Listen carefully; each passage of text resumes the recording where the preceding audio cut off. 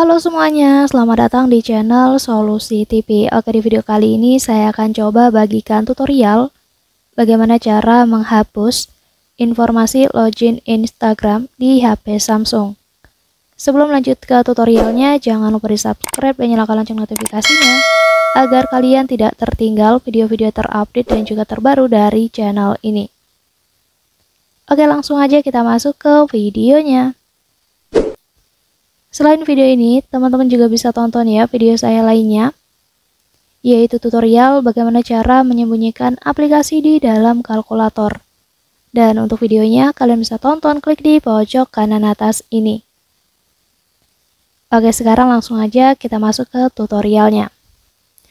Jadi perlu diingat ya teman-teman di sini, bahwasanya ketika kita menghapus informasi login Instagram dari perangkat, itu tidak akan menonaktifkan ataupun tidak akan menghapus akun Instagram kita secara sementara ataupun permanen.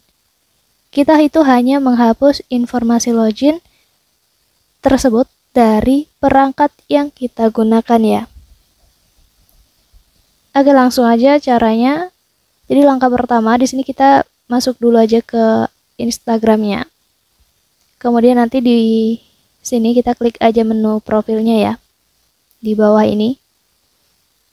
Kemudian kita klik aja menu 3 garis di atas pojok sebelah kanan. Kemudian selanjutnya kita scroll aja ke bawah, kita gulir sampai bagian paling bawah. Di sini kita klik aja tombol keluar atau logout-nya ya. Dan di sini kita pilih keluar. Setelah akun kita sudah keadaan logout atau keluar, nanti di bagian ini kalian klik aja tombol ataupun menu 3 titik di atas ini pojok sebelah kanan, dan di sini nanti ada hapus profil dari perangkat ini. Jadi untuk menghapus informasi login Instagram ini di perangkat Samsung yang kita gunakan ini, kalian klik aja tombol hapus ini ya. Dan di sini kita pilih aja hapus. Dan kita pilih hapus lagi ya. Jadi nanti ketika kalian ingin melakukan login yang berikutnya, kalian perlu memasukkan nama pengguna dan juga kata sandi seperti semula. Nah, jadi seperti ini. Jadi di sini informasi login Instagram di HP Samsung kita sudah terhapus.